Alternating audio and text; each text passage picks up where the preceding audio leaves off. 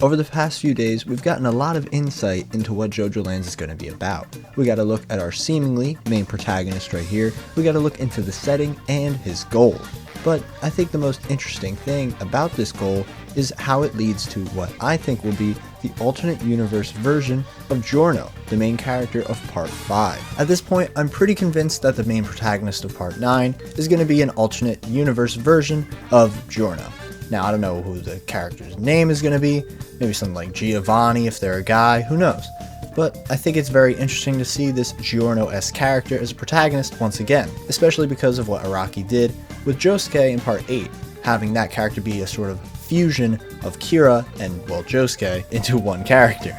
I've even seen some people speculating that this will be the exact same scenario with this character because of the shading on his eyeballs, seeing that they have the very similar triangle-like shading that the main antagonist of Part 5, Diavolo, had. However, I don't necessarily think this is going to be the case, because throughout JoJolion, many other characters have this same triangle lighting in their eyes, so this might just be a part of Araki's art style right now. But if this is meant to be a Giorno parallel, I can definitely see this being the case, since it would be really easy to distinguish that Diavolo is important in this part to longtime readers and people who just recently got into the series from the Part 5 anime. I think having a different take on the Giorno character, maybe even one more similar to Dio than Giorno was, would be really compelling, and having an active protagonist would be a lot more compelling in my opinion if it's more like Dio was an antagonist. And while I don't think we're going to get anything equivalent exchange related this time around for our main character, I definitely do want to give an insight into the fruits that relate to equivalent exchange and the idea of our main character's ambition in this part. Josuke even refers to these islands to the south where the Rokakaka might be. And now, Part 9 has our main character exploring a bunch of islands trying to make his claim in the world. I think there has to be some connection here. And if this is the case, I think it'd be very interesting because this main character's entire goal seems to be money and becoming rich by traveling to all these different places. This could even be some sort of commentary on land development and some other stuff. I don't know how heady Araki's trying to be with all this stuff, but that's just a thought. And I personally think the idea of this character having some sort of blindness or some sort of struggle that they have to overcome, more so like what he did with Johnny and Josuke, would be really compelling. But I didn't want to just make a video on this alternate universe Giorno, since one, I assumed many people have already assumed this at this point because of the alternate universe Jonathan and Josuke. I wanted to make this video based on the character that was with Giorno in the boat on this artwork right here. So I just wanted to give some of my thoughts on it, and I think I might have cracked something pretty big here. When I saw our protagonist was accompanied by someone else on this boat, a lot of ideas came to my mind. They kind of look like Yotsuyu, but Yotsuyu's not in the story anymore because of what happened in JoJolion. Is this possibly a Bruno alternate universe version? Who knows? But when I saw the specific hairstyle, only one person came to my mind, and it's someone Araki has been thinking about recently. It made me immediately think of Hermes from Part 6. Now, I know you might think this is kind of confusing because this seems to be a Giorno-focused part and not a Jolyne-focused part. However, I personally believe that Part 8 was meant to be an inversion of Parts 4 and 5 together, with the main villain being the leader of a massive organization. And seemingly, Part 5 is having another inversion with our main character being very ambitious, similar to Giorno. So this is me wondering if this part will be an inversion of Parts 5 and 6 collectively as well. Chapter 99 was one of the wildest chapters of the entirety of JoJo's Bizarre Adventure, but it did bring something to light, that Araki had Hermes on his mind when he was writing JoJolion. In this chapter, Araki confirms that rock human females are visually indistinguishable from human women. And not only does Araki show actual real-life people, but also historical figures and works of art, while even showing some of his own characters, like Enyaba, and most importantly, Hermes. This makes me think that Araki had Hermes on his mind when he was writing this part, and I think it would be especially interesting if the Hermes alternate universe partner we get in this part is actually a rock human. Hermes actually showing up in JoJolion makes it not that shocking to me. I personally was very surprised when she showed up in chapter 99, and I think that this was intentionally done by Araki to make her reappearance into the story seem not as jarring. Something else that is really drilling this idea into my mind is the fact that Hermes at the end of part 6 never had an alternate universe name for herself. However, at the end of the Stone Ocean anime, they finally gave this character a name, changing from Hermes to Eldis. Is this Eldis name possibly going to be used for this Hermes alternate universe version? Since Araki had to come up with a name for some reason, they might as well throw it into the Stone Ocean anime.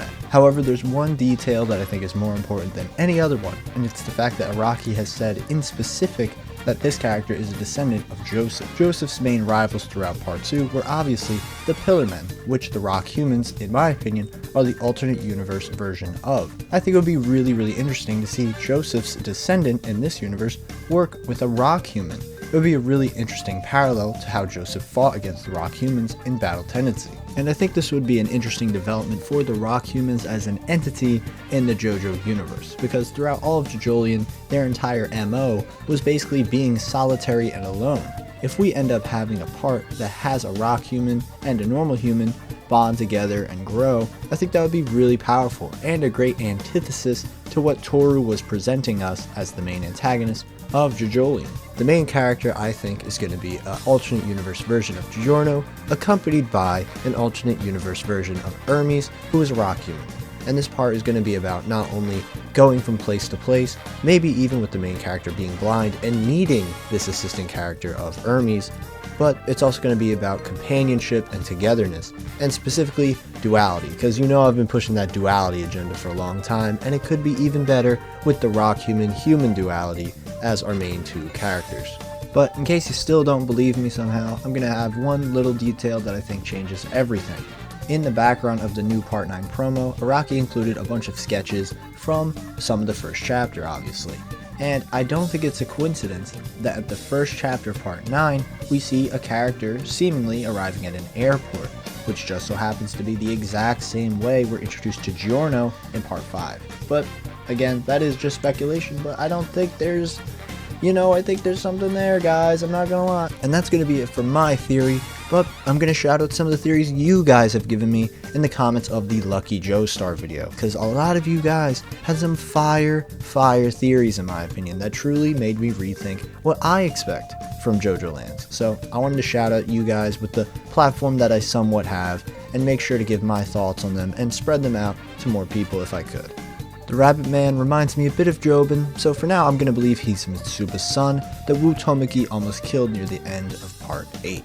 Personally, I really like this theory. I've never heard anyone even bring up the idea that this could be Mitsuba's son, and if Araki does go with the idea of blindness, it would be really interesting to see the blindness be caused by what Mitsuba did to her kid in order for her to keep looking beautiful and young. I think this would be a very tragic element that would further tie back to JoJolion, but not necessarily connect one-to-one. Basically, the antagonists seem to have fate as their power's theme, like the OG Universe's bad guys had time as the theme. Love Train was good fate, Wonder of You was bad fate. So, I think the final antagonist of JoJo Lands will have fate inversion as a power, like the protagonist hits them and their stand causes the strike to heal them rather than harm them, by inverting the fate of that attack from being bad for the antagonist to good.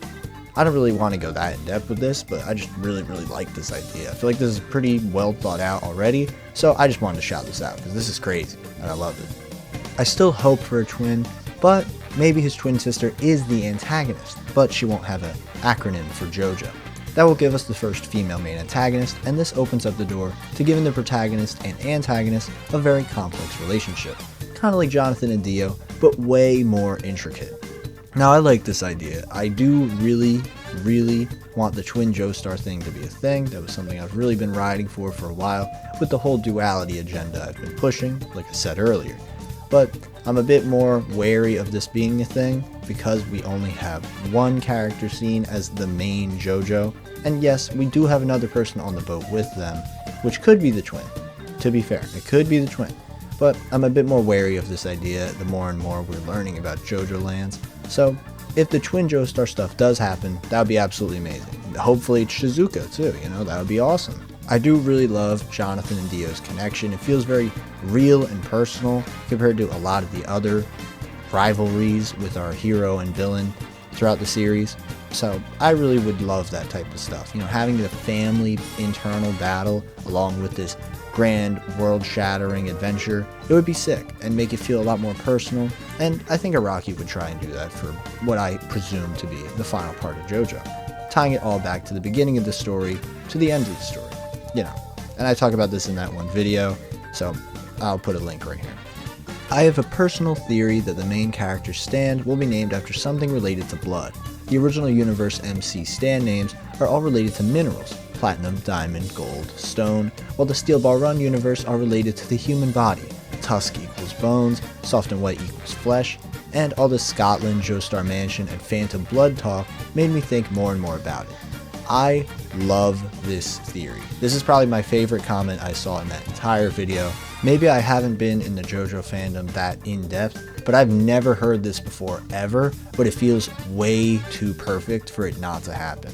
And I love how this person tied it back to the original universe having a connected stand names theme as well.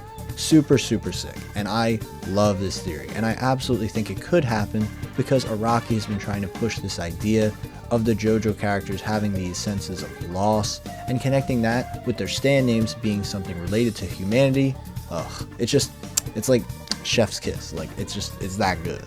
And there are tons of other comments that had some great ideas, because I do try to read every comment on the JoJo videos because I'm not as worried about spoilers for a thing that's not even out yet. So if you want your voice to be heard, make sure to comment, and if I'm rocking with your idea, I'll make sure to shout you out. But with that, that's been it for me. I'm super excited for JoJo Lands in less than a month. I can't even believe I'm saying that. And with that, take care and have a good one.